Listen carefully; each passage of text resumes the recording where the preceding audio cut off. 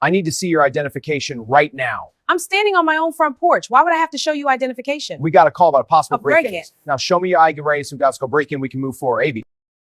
It was 7:45 p.m. on a Thursday evening in Charlotte, North Carolina, and a police officer responding to a suspicious person report had just made the worst mistake of his career. The encounter would cost him his job, cost his department over $400,000, and become a viral teaching moment about racial profiling and the Fourth Amendment. The body camera footage would be shown in courtrooms, police academies, and civil rights seminars across the country.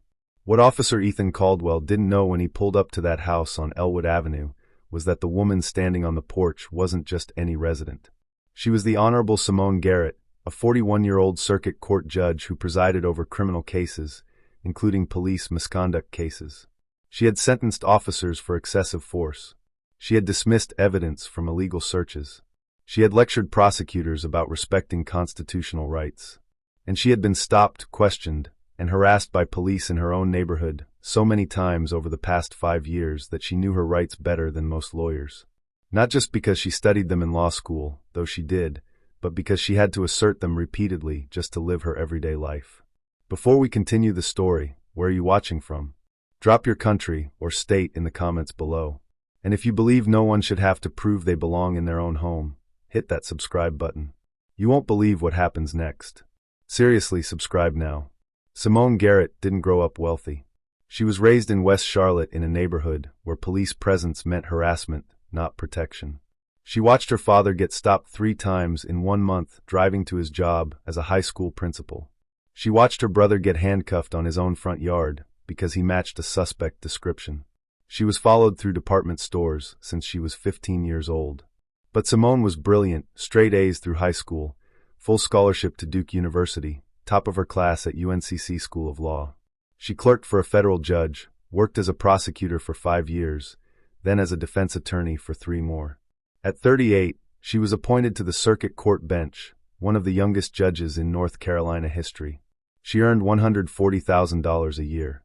She lived in a beautiful 4-bedroom home in Myers Park, one of Charlotte's most affluent neighborhoods. She drove a BMW. She had a vacation home in Asheville. She worked for everything she had, and she earned the respect of her colleagues, the lawyers who appeared before her, and the community she served. But none of that mattered when someone looked at her black face and decided she didn't belong. This wasn't the first time. 3 years ago, she was stopped while jogging in her own neighborhood because a resident called police about a suspicious person. 2 years ago, she was questioned by private security while entering her own building downtown because they didn't believe she was a judge. Last year, she was pulled over in her own driveway by an officer who said her car looked out of place in this neighborhood. Each time, she filed complaints. Each time, nothing happened. Officers were spoken to by supervisors, maybe sent to implicit bias training, then returned to doing the same thing. But Simone learned something from every encounter. She learned staying calm was critical. She learned asserting her rights clearly worked better than arguing. She learned body cameras were her ally, not her enemy. And she learned officers often backed down when they realized she actually knew the law. On that Thursday evening, Simone had just gotten home from the gym. She was tired, sweaty, and looking forward to a glass of wine and some Netflix. She pulled into her driveway at 7:42 p.m., grabbed her gym bag from the passenger seat, and walked up to her front door. She was standing on her porch, key in hand, about to unlock the door when she heard a voice behind her. "Excuse me, ma'am." Simone closed her eyes briefly. She recognized that tone. She turned to see a police officer stepping out of his patrol car parked at the curb in front of her house. Officer Ethan Caldwell was 29 years old and had been with the Charlotte-Mecklenburg Police Department for 6 years. He was Latino, which he believed meant he couldn't be accused of racism, a belief that would prove very wrong very quickly. "Can I help you, officer?" Simone asked, her voice neutral. "We received a call about a possible break-in at this address," Caldwell said, walking toward her porch. "I need to see identification." Simone didn't move. "A break-in," she repeated. "At my own house." "Ma'am, I just need to verify you live here." "I'm standing on my porch holding a key," Simone said. "What exactly suggests a break-in?" Caldwell's hand moved toward his belt. The call described someone attempting to enter the home. "I need to clear the call."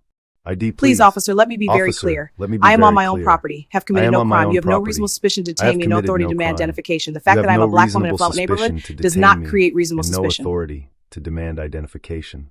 The fact that I am a black woman in an affluent neighborhood does not create reasonable suspicion. Maybe it does, Caldwell said, the words slipping out before he could stop them.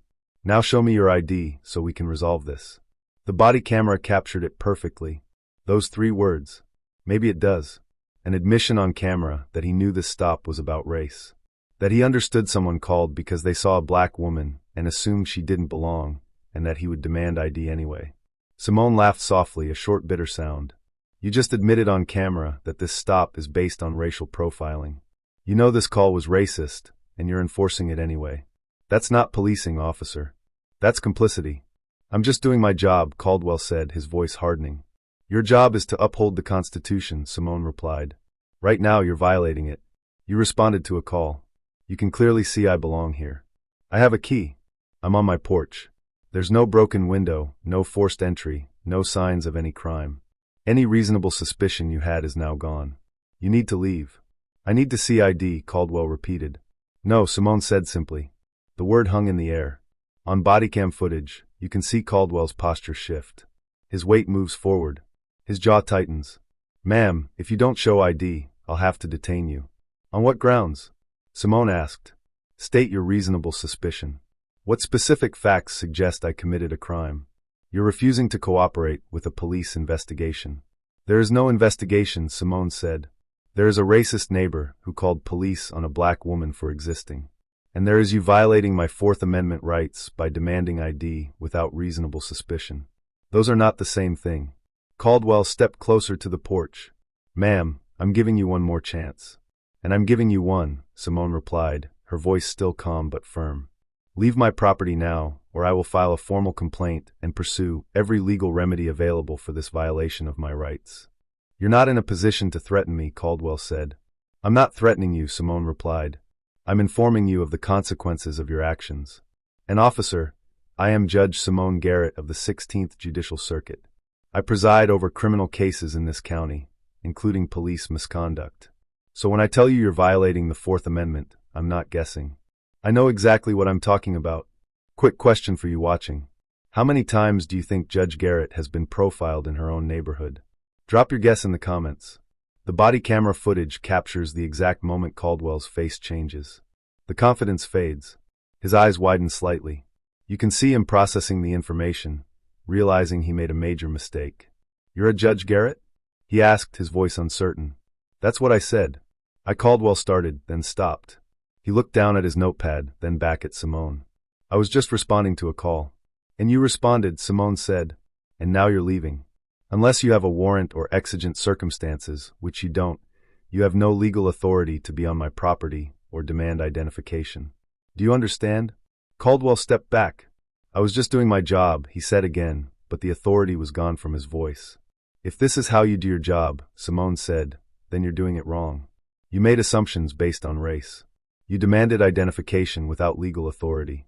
You threatened detention when I asserted my rights. All of that is on your body camera. All of that is a Fourth Amendment violation. Ma'am, I'm Caldwell started. Don't apologize to me, Simone interrupted. Fix the problem. Learn the law. Understand that black people have the same constitutional rights as everyone else, even in wealthy neighborhoods, especially in wealthy neighborhoods. And understand that when someone tells you they know their rights, maybe listen instead of doubling down. Caldwell nodded slowly, then turned and walked back to his patrol car. He got in, sat for a moment with his hands on the steering wheel, then drove away. Simone stood on her porch and watched him leave. Then she pulled out her phone and did 3 things. First, she texted her husband, who was out of town on business, just had another encounter. I'm fine. Filing a complaint tomorrow. Second, she called her neighbor, an elderly white woman named Margaret who had lived next door for 30 years. Margaret, I need to know, did you see anyone call police on me today? Margaret's voice came clearly. Oh honey, yes. It was that new couple 2 houses down. I saw them watching you from their window. Then the husband got on his phone. I was about to come tell them you live there, but police arrived so fast. Thanks for telling me, Simone said. I appreciate you. Third, she contacted CMPD's non-emergency line, and requested a formal complaint form along with all body camera footage from the encounter.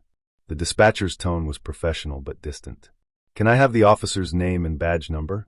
"Officer Caldwell, badge number 5847, Simone replied. She had made sure to read it when he stood on her lawn. "And your name?" "Judge Simone Garrett," Simone said, and she noticed the slight pause on the other end before the dispatcher's voice returned, a bit higher in pitch. "Yes, ma'am. I'll have those materials ready for you tomorrow." Simone stepped inside her home, finally unlocking the door she had been trying to open 20 minutes earlier. She poured herself that glass of wine.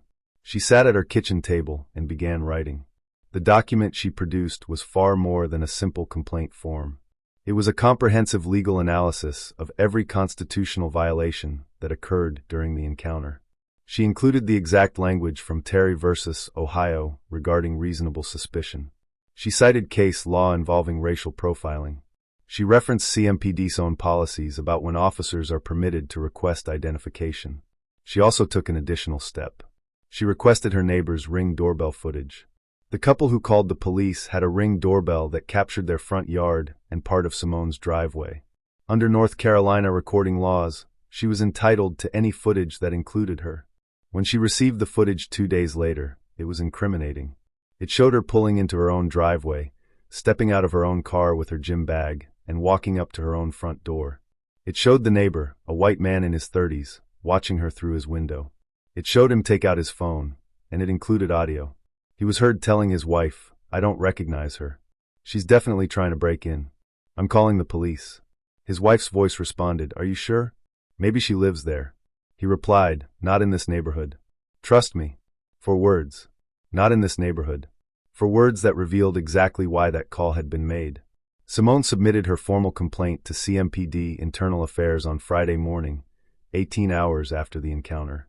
She attached the body camera footage, the Ring doorbell footage, and her 12-page legal analysis.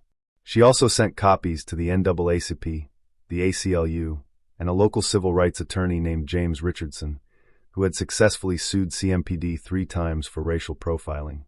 The complaint landed on the desk of Captain Andrea Hayes, who had spent 8 years in internal affairs. When she saw Judge Garrett's name on the complaint, she immediately knew this would be serious. When she reviewed the body camera footage, she knew it would be a disaster. Captain Hayes pulled Caldwell's file. 6 years on the force, no prior complaints, a clean record, at least on paper. But when she examined his stop data, something stood out. Over the past 2 years, Caldwell had initiated 87 stops or welfare checks in affluent neighborhoods. Of those 87 stops, 71 involved people of color. That was an 82% rate in areas where the minority population was under 15%. The pattern was clear once someone actually analyzed it. Hayes called Caldwell into her office on Monday morning, for days after the encounter. She skipped pleasantries. "Officer Caldwell," she said, "tell me about the incident on Elmwood Avenue on Thursday evening." Caldwell shifted in his seat. "I responded to a call about a possible break-in. When I arrived, there was a woman on the porch. I asked for identification to confirm she lived there. And did she provide identification? No, she refused." "Why do you think she refused?" "She said I was violating her rights," Caldwell replied. "She claimed I didn't have reasonable suspicion." "Did you have reasonable suspicion?" The pause stretched too long. "I was responding to a call," Caldwell finally said. "That's not the same thing," Hayes replied. "The call gave you a reason to investigate.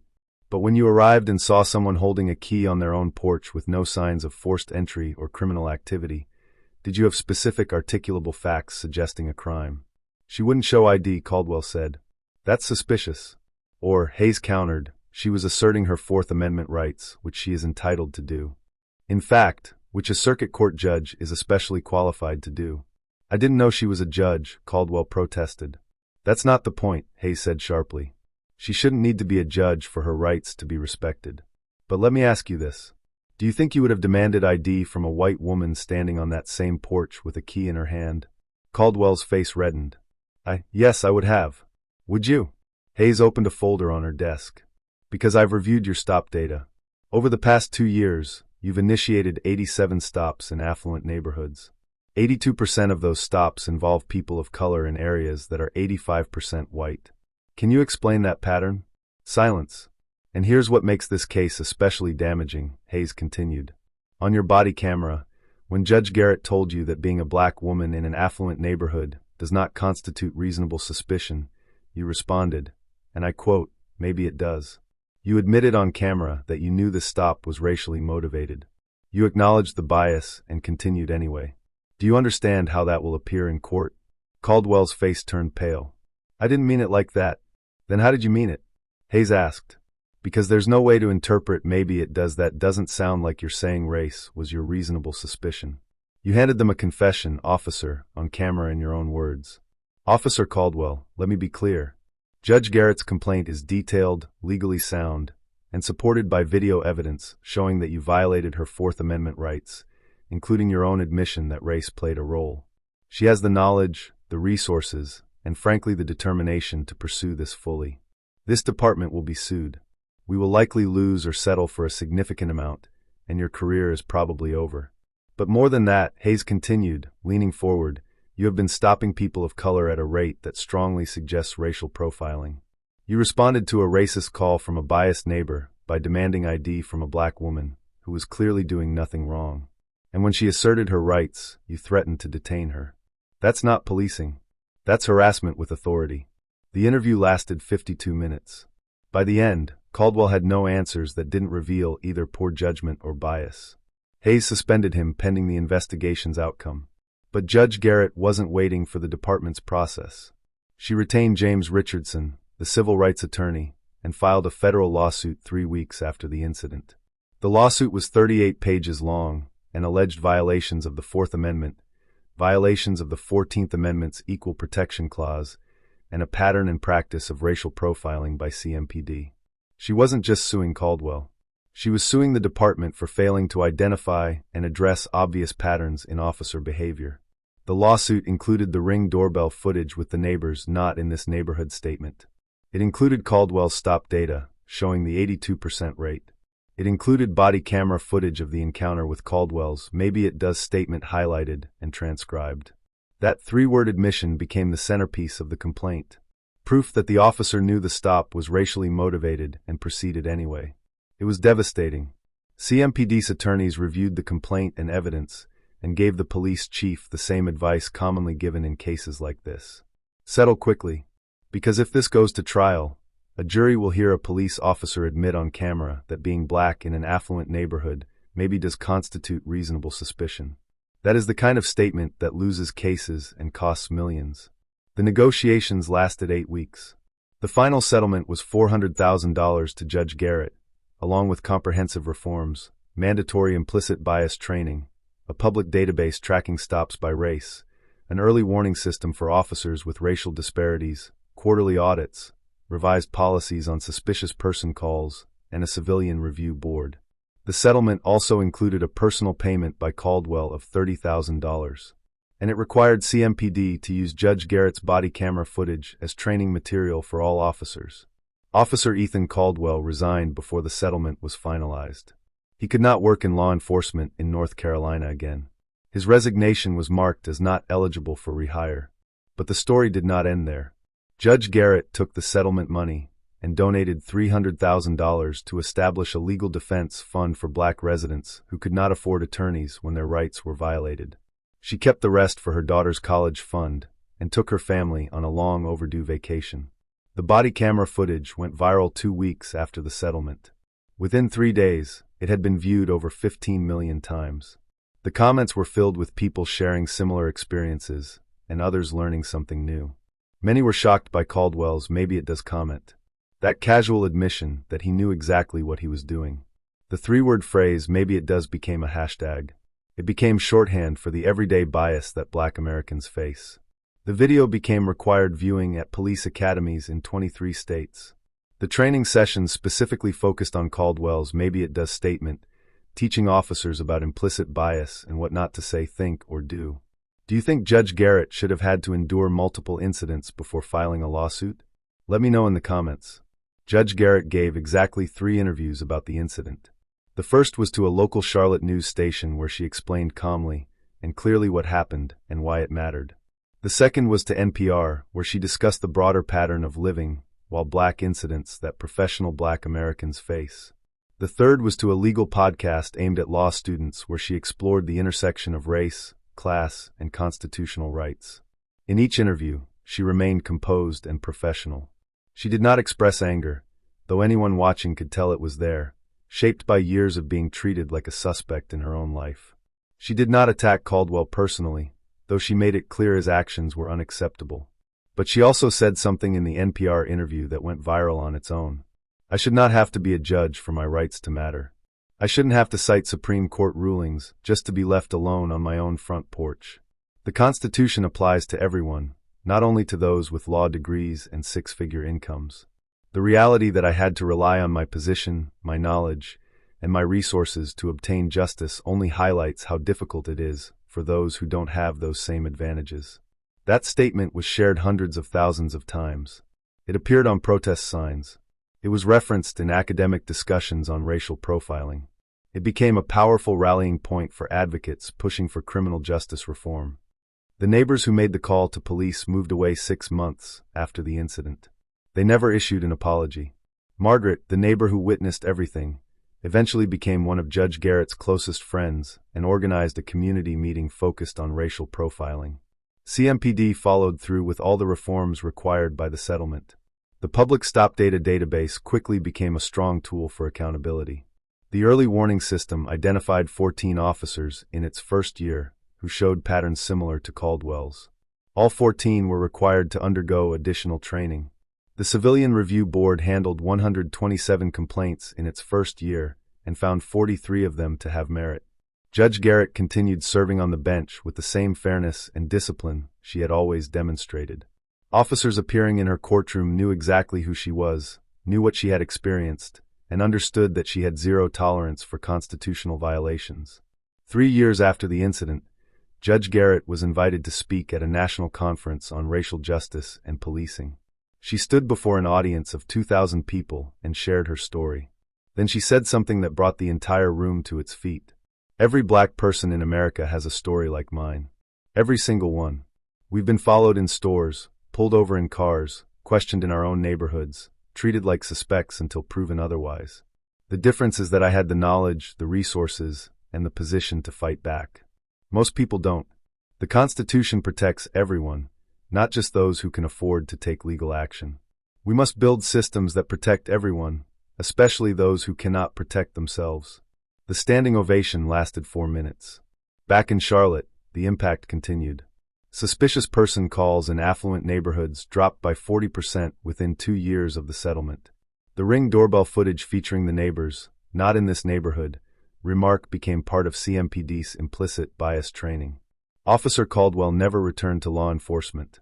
He relocated to another state and began working in private security. He tells people he was pushed out for political reasons.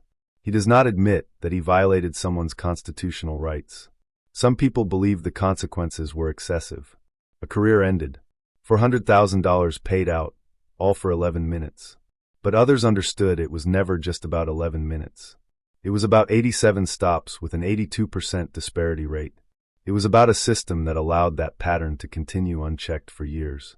The Legal Defense Fund created by Judge Garrett has supported 47 individuals over 3 years.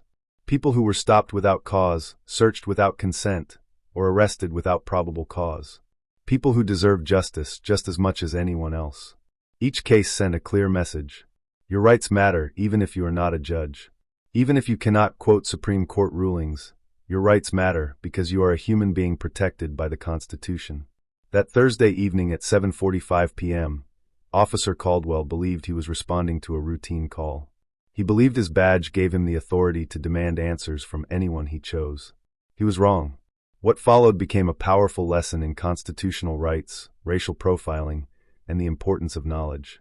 A lesson that cost him his career and led to lasting changes in how an entire police department operated. Judge Simone Garrett never intended to become the face of a police reform movement. She simply wanted to go inside her home after a workout. But when someone with a badge decided she needed to prove she belonged there, she made a choice. She could have shown her identification. It would have been quicker and easier. But she understood from experience that showing ID would not solve the underlying issue. It would mean accepting a reality where black individuals are expected to prove themselves in ways others are not. So she refused. She asserted her rights. She stood firm. And she ensured that her experience had meaning. Not only for herself, but for the 47 individuals supported by her legal defense fund. For the hundreds of officers who later watched her body camera footage as part of training. For the millions of viewers online who learned what reasonable suspicion truly means. One woman, one porch, 11 minutes, and a police department forced to fundamentally change how it operates. That is the power of understanding your rights. That is the importance of refusing to accept injustice, even when compliance would be easier. That is what happens when someone stands up not just for themselves, but for everyone who comes after. If this story impacted you or taught you something meaningful, share it with someone who needs to hear it. And don't forget to subscribe for more stories about people standing up for what is right. Your support truly matters. Leave a comment and let us know what stood out to you. Thank you for watching all the way through.